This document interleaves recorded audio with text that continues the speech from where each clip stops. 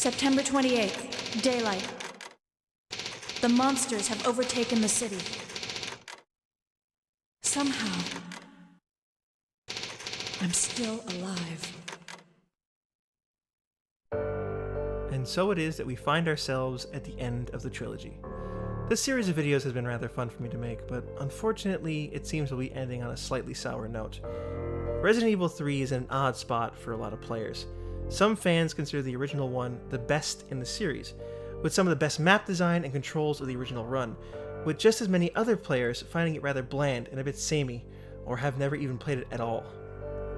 Conversely, its remake was almost universally panned, cited as one of the worst among its peers. Arcadey gameplay, cut content, and some interesting alterations to the story. Either way you slice it, both versions are considered by many to be the respective black sheep of the numbered titles. How true is that though? Personally, I hadn't played the original until 2018, and perhaps this will spoil the video just a bit, but I liked it a lot. Let's dive into this discussion and see which of our contenders comes out on top in this episode of Topic Change.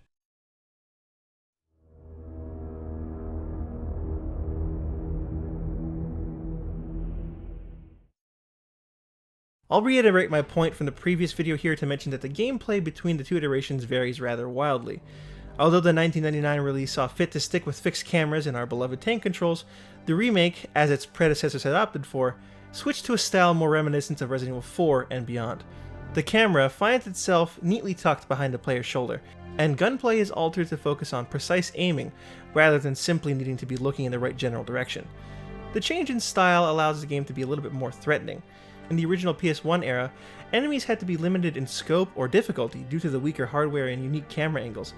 If every foe was darting around the screen like a hunter with a sugar high, you'd probably find yourself more frustrated than you'd be scared. In the newer games, however, they have the liberty to be a bit more threatening.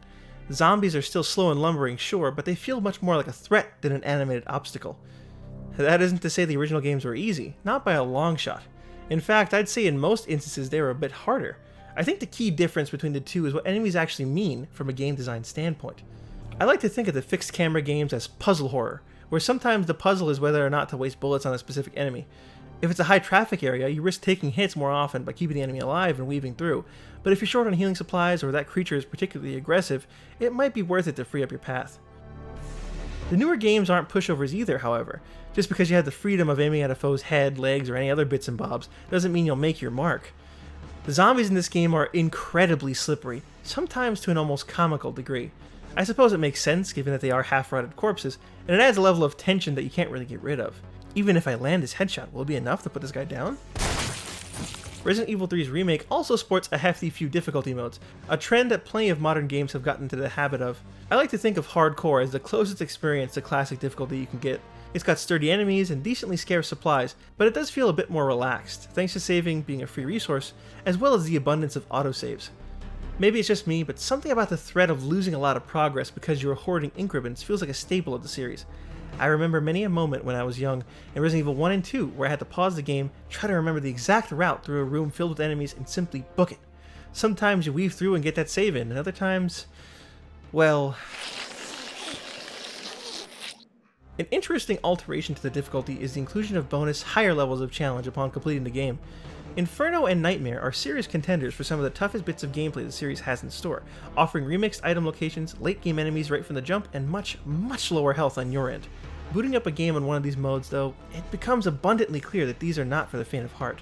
There's a reason these modes only unlock after a successful hardcore run. It gets so bad that the game literally hands you the magnum after the introduction sequence. If that's not a sign that this mode needed some tweaks, I don't know what is. The remake also brings back the Emergency Evade, now rebranded to the Quick Step. With the push of a button along with the directional input, Jill can duck to the side to avoid an attack. Time it right and you'll do a combat roll that slows down time. Aiming your gun during this state will automatically lock onto an enemy's weak point, allowing for massive damage. Much like before, however, this mechanic can be a bit fickle. Sometimes you need to begin your evasion before they even attack, and other times you have to do it right when they're mere inches away. The window of opportunity gets shorter with the higher difficulty settings, but to me it feels arbitrary what constitutes a perfect dodge by the time you're in hardcore or above. In addition, there are plenty of times where you could find yourself in more trouble than you originally were in because you use the dodge function. Nemesis is a painfully good example of this, with his big attacks that can chain into one another, or facing down a gaggle of zombies that force you to dodge into another one and get hit anyways. I suppose it's still better than the previous attempt.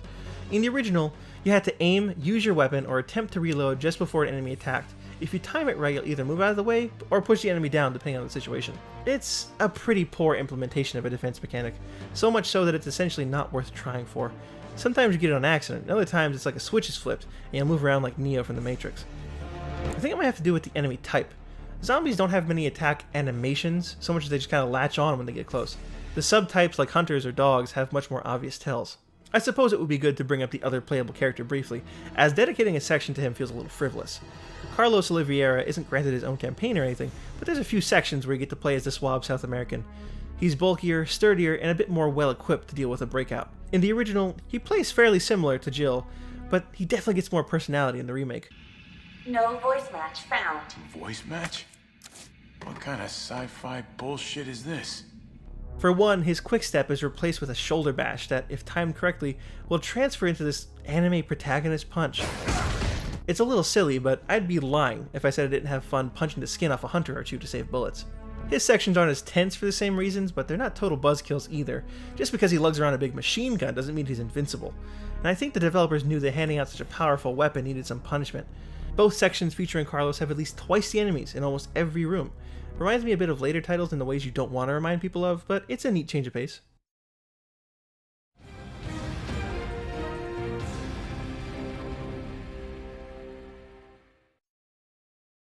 One of the biggest draws for fans when they heard this game was getting remade was Nemesis.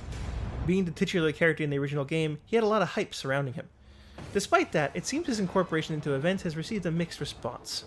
Nemesis is a fierce predator, stalking Jill Valentine at every turn, screaming out his signature phrase whenever he lays eyes on you. This mutated monster is a relentless foe who's sure to waste at least a handful of herbs.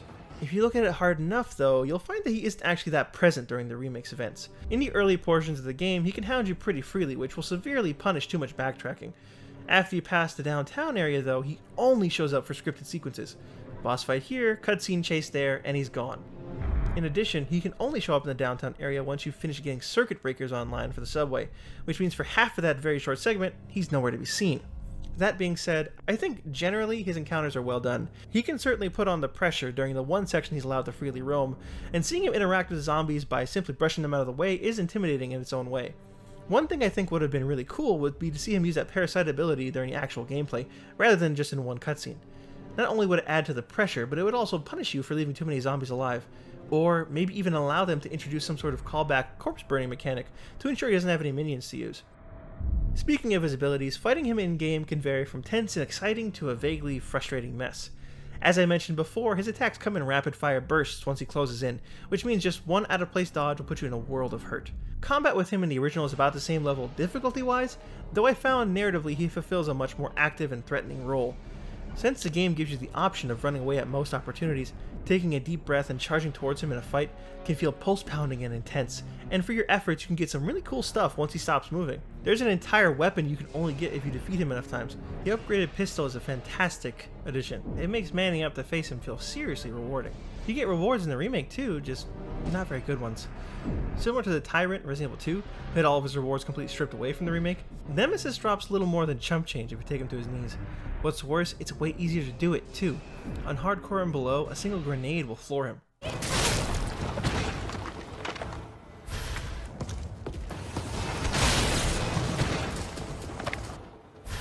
How very scary. In terms of design, I'm not sure the new look suits him. The original Nemesis always came off as sort of a finished product. Wearing this big, presumably armored coat and lugging around a rocket launcher felt like purposeful design. Like Umbrella actually pulled something off for once. This time though, he's airdropped into the city still packaged. Bags cover his entire body, and he's sporting a strange mechanical heart outside of his chest, which seems like a pretty hefty design flaw. In this incarnation, he almost comes off as a rush job, despite the in-game files late in the game suggesting the opposite. Also, his teeth look silly now. The later mutations also differ wildly between the games. The original felt more like a Terminator-style degradation, like some sort of limiter or appearance-enhancing part of his mutation was giving out as he got angrier and more damaged. His final form is a mutant mass of flesh and teeth, which gives him the look of a wild animal desperately trying to survive. In the new game though, he mutates pretty wildly the very first time, turning from hulking beast to rabid aquatic dog. Bitch can't even swim. I think the jump is far too hasty and reminds me a bit too much of a cheap knockoff of Birkin's final form for my liking. He felt like a more natural part of the original game, whereas in the remake it almost feels like they shoved him in, like a square peg in a round hole. I'm surprised that the Tyrant from RE2 wasn't pulled from more for game design elements. Having Nemesis stalk you the entire game would have been super cool and really intense, but instead he's just jammed into interactive cutscenes over and over. A serious misstep.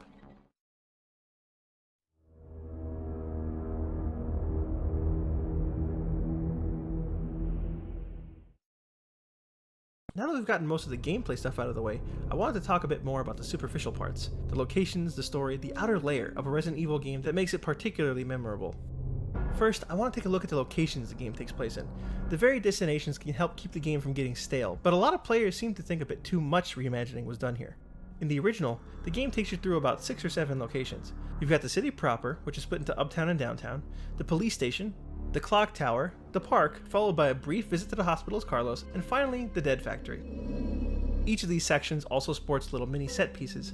There's the gas station and the graveyard, for instance, and most of the bigger locations require a repeat visit once you've grabbed a new key item or two.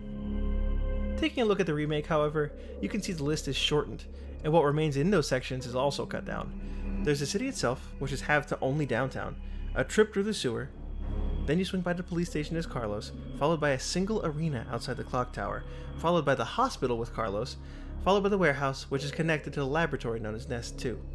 I will say, however, that even with the reduced location visits, the atmosphere holds up incredibly well.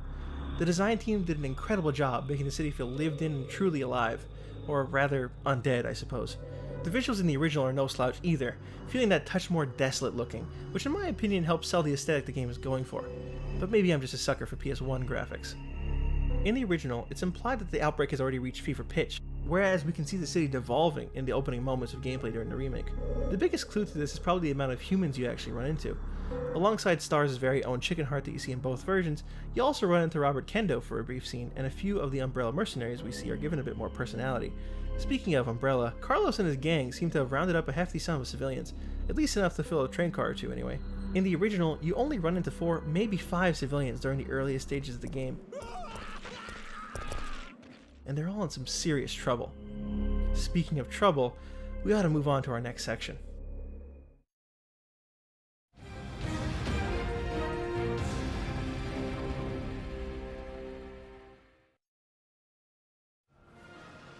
Our plot for Resident Evil 3 is surprisingly solid for an early RE title. Most people lampoon the early stories, and I've admitted before that the plotlines in these early games are fairly simple, but this one certainly isn't bad. It's helped along by some of the best voice acting the series has had yet, with some of the very first scenes of the game sporting excellent voice work in one Dario Rosso. What? What do you think you're talking about? I just lost my daughter out there! How dare you tell me to go back outside? I'm sorry about your daughter, but there isn't gonna be any rescue. We have to get out of here! No! I'm not going anywhere! I'd rather starve to death in here than be eaten by one of those undead monsters! Now leave me alone! Aside from that though, it's still a little bit standard. Much like RE2, it has some diverging paths, though this time it comes in the form of events being approachable from different angles. Visiting certain locations in certain orders will show different scenes. We'll touch on that more a little bit later though. For now, let's talk basics. We start off in the midst of the outbreak. Jill Valentine is fleeing from her apartment when she's accosted by a massive swarm, narrowly escaping into the warehouse of the aforementioned Dario. I've told you! I'm not leaving! Never! They chat for a minute, he locks himself away, and Jill continues her jolly adventure. The only real goal this early on is to survive and escape. It's not until you get some more exploring done that you run into Brad Vickers, who explains there's something far more sinister chasing the both of you. Listen, he's coming for us. We're both gonna die. What are you saying? You'll see. He's after STARS members. There's no escape. He runs off before explaining to keep the mystery going, and your next goal is to hit the police station. Once we arrive, about an hour in, we run into our main antagonist.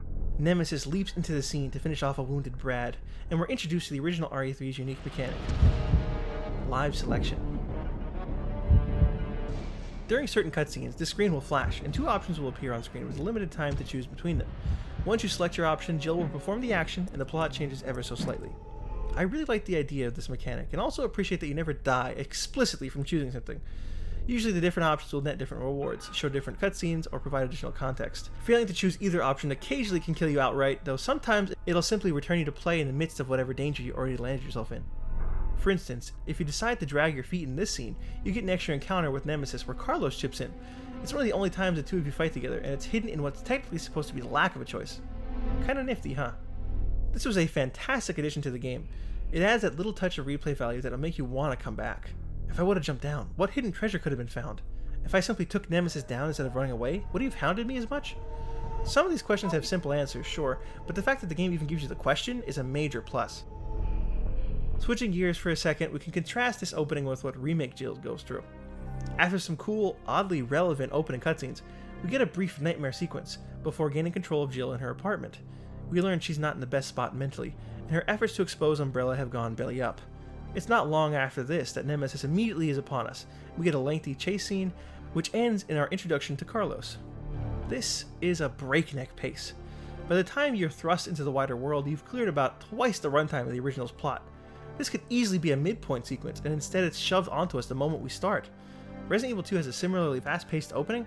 It doesn't go too far in a vicious direction, and it certainly doesn't lob the Tyrant or Birkin in your face so early. This kind of narrative stunting is all over RE3. There's a section near the end of the downtown portion where Jill is knocked unconscious and you take control of Carlos. The RPD section is engaging and interesting, but then we cut back to Jill for a boss fight and that's it. You go through a single room, fight Nemesis, and suddenly you're back to Carlos. It's obvious that something is cut out. Whether it's the clock tower or a downtown sequence as Carlos, the point is something is flat out gone and it feels weird. One more thing I want to talk about story-wise is the change in characterization between games. Some characters get some positive changes for sure. Carlos feels a tiny bit more fleshed out, Mikhail has a few more scenes. Get off my train, shit-bird! Tyrell gets a name and plotline for himself. The unit as a whole feels a bit more cohesive, save for Nikolai, unfortunately. Good. This seems to be a recurring trend with the remake and its human antagonists. I didn't touch on it much in my Resident Evil 2 video because I didn't want to turn that into a 6-hour rant, but they feel a lot flatter than their original counterparts. I might be alone in this, but Nikolai feels incredibly one-note, worse so than he did in the original. He broods behind you all the time, saying how you need to shoot first, ask questions later, and think of yourself before others. Generally, he's got this wicked demeanor for no real reason besides him randomly being assigned the role of antagonist. He isn't perfect in the original, don't get me wrong, but it feels like a mystery to solve. What was this guy up to? Why were you always running into one another? This time he kinda just berates you once in a while, acts scummy, reveals he's working for some nameless rival to Umbrella, and bites it. I also wanted to touch briefly on the altered characterization of Jill Valentine for a moment. Being one of the original cast from the very first game and having appeared in a majority of numbered titles, there's always going to be a lot of expectations, and unfortunately, I don't think any way she could have been written would have been received super well. Write her like the old games, people might say she's flat and have no personality. Write her like she is now, you get people complaining that all she does is snarl at everyone who tries to help her. You mean the alley that's on fire? Maybe. Surely a tall drink of water like yourself can put out a few flames. Fuck you. I think a big problem with her in this game is that she doesn't get a lot of opportunities to be herself. A lot of her dialogue and cutscene time is in direct contact with people she doesn't trust or is in direct opposition to. I'm with the Umbrella Biohazard Countermeasure Service. BCS for short. Are you kidding me? Are you fucking kidding me? You guys are the ones who caused all of this. Of course she's going to be angry and swearing at them. They're Umbrella. Wouldn't you be a tiny bit distrustful yourself? So, we've given both games a decent once-over, and now it's time to decide which game is a true RE3 experience, and honestly, I wish it was a tougher choice. While I think Remake is a neat arcade-like take on the original story, RE3's original release is a great, if not often overlooked, portion of the original series. Frantic escapes from Nemesis, loads of alternate cutscenes and paths, and some neat locations. Plus it has a decent bit of replay value with a total of 8 different post-game epilogues, a heap load of costumes to unlock. All of this combined makes the game stand out as one of the greats and allow it to earn its numbered title spot. On the other hand, the remake does crank the panic up to 11. It's a breakneck game from start to finish. The plot zooms ahead, the puzzles are a little more than kindergarten distractions, and technically, you do get to fight Nemesis a bunch more. So if you want a perhaps more action-packed, modern take on a classic, feel free to go for it. Me personally, I think I'll stick with the original. Something about the atmosphere and the plot speed makes it feel way more organic to me. I still prefer Resident Evil 2 to either one anyways. Great, huh? Hey there, thanks for listening to my insane ramblings. Resident Evil 3 is definitely not a game I have intense connection to like I did for RE2, but its legacy is still important to a lot of people, so I hope I did justice with this analysis. For now, this is the end of our little trek through Raccoon City and its forests, but if you guys are receptive enough, I'd love to do a video on RE4 and its recently released remake. Either way, I hope we can chat in the comments. I try my best to respond to everybody, so hopefully you'd like to carry the discussion on down there. Until next time, this has been Red from Topic Change, signing off.